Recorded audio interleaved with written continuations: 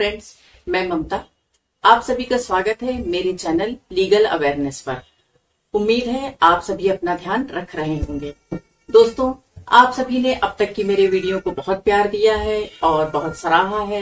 उसके लिए मैं तहे दिल से आभारी हूँ और आपका सभी का धन्यवाद व्यक्त करती हूँ। साथियों, अगर अभी कोई नया व्यूअर जुड़ा है तो प्लीज मेरे चैनल को लाइक और सब्सक्राइब करना बिल्कुल भी ना भूलें और पूरी जानकारी के लिए मेरे वीडियो को अंत तक जरूर देखें। तो दोस्तों, आज मैं जिस विषय की कानूनी जानकारी लेकर आई हूँ वो है अपराध और उनके प्रकार, अपराधों के प्रकार।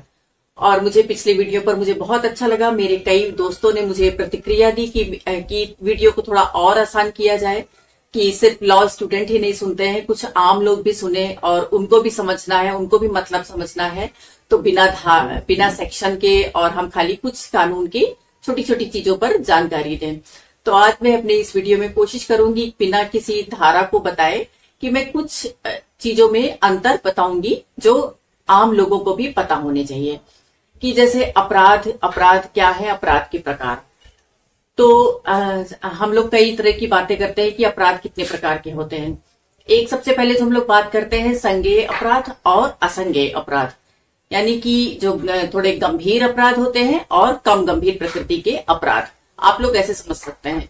तो संज्ञेय अपराध पहले मैं बता दूं कि ये गंभीर प्रकृति के अपराध होते हैं या वो अपराध होते हैं जिसमें 3 साल या उससे ज्यादा की सजा होती है, वो सारे संज्ञेय अपराध होते हैं। और जो संज्ञेय अपराध है, पुलिस को ये पूरा अधिकार होता है कि बिना वारंट के आके वो किसी को गिरफ्तार कर सकती है और छानबीन शुरू कर सकती है, कार्रवाई शुरू कर सकती है। और जो संज्ञेय अपराध है उनमें हम जैसे कह सकते हैं कि हत्या का मामला हुआ, दहेज हत्या का मामला हुआ, बलात्कार हुआ या बच्चों के यौनिक अपराध से जुड़े हुए जो मामले हैं वो संज्ञेय अपराध की श्रेणी में आते हैं। या किसी के घर में डकैती के इरादे से उसके घर में तोड़फोड़ करना, इस तरह के अपराध ये संज्ञेय अपराध की श्रेणी में आते हैं जिसमें 3 साल या उससे ज्यादा की सजा होती है। असंज्ञेय अपराध, असंज्ञेय अपराध को हम कह सकते हैं जो कम गंभीर प्रकृति के अपराध होते हैं उनको असंज्ञेय अपराध की श्रेणी में रखा जाता है।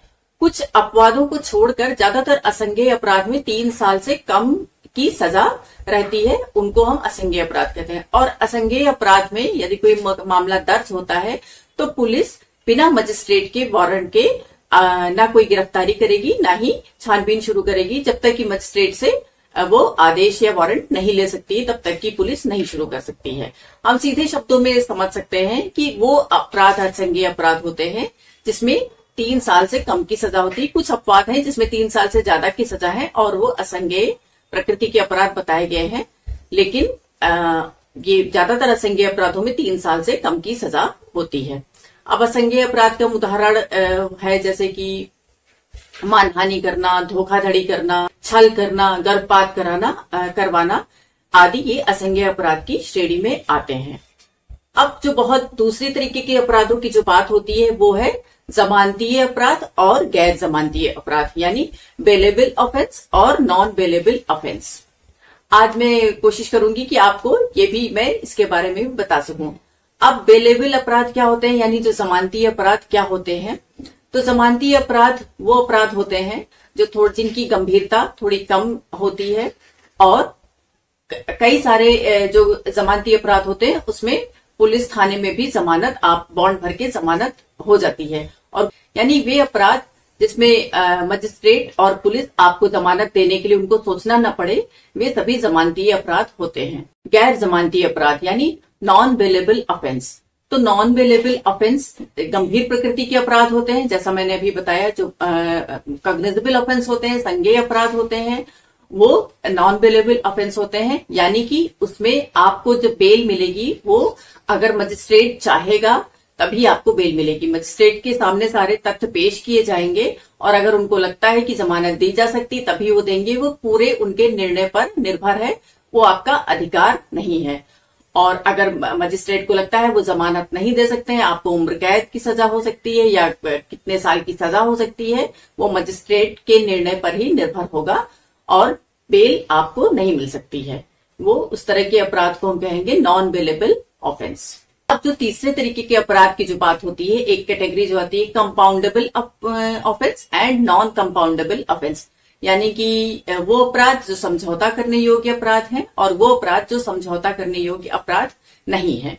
तो उनके बारे में भी हम चर्चा करेंगे, इन दोनों में क्या फर्क होता है। तो जो कंपाउंडेबल ऑफेंस है यानी समझौता करने योग्य अपराध है, उसमें अगर मामला दर्ज हुआ है और अभियुक्त के निवेदन पर शिकायतकर्ता अपनी शिकायत वापस लेना चाहता है तो वो उसी थाने पर जाएगा, बात करेगा और उस कोर्ट में एक समझौते की अर्जी दी जाएगी, उसके माध्यम से वो केस अपना समाप्त कर सकते हैं। ये थोड़ा सामान्य प्रकृति के अपराध होते हैं या कम गंभीर प्रकृति के अपराध होते हैं जिसमें आप समझौता कर सकते हैं।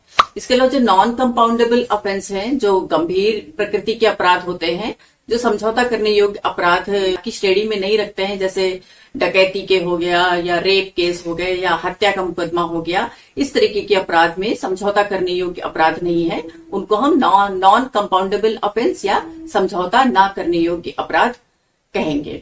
तो उम्मीद है आपको ये समझ में आया होगा कि जमानती अपराध, गैर जमानती अपराध, संज्ञेय अपराध, असंज्ञेय अपराध और कंपाउंडेबल ऑफेंस या समझौता करने योग्य अपराध या ना समझौता करने अपराध, इसमें ये क्या है और इनके बीच में क्या अंतर है। तो अगर आपको आज की मेरी जानकारी अच्छी लगी हो तो प्लीज मेरे वीडियो को लाइक और सब्सक्राइब जरूर करें और अपने दोस्तों के साथ भी साझा करें।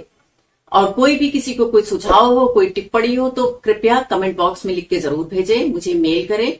और मेरा व्हाट्सएप नंबर मैंने दिया हुआ है, उसमें आप किसी भी तरीके की समस्याओं के लिए आप अपॉइंटमेंट ले सकते हैं। Thank you.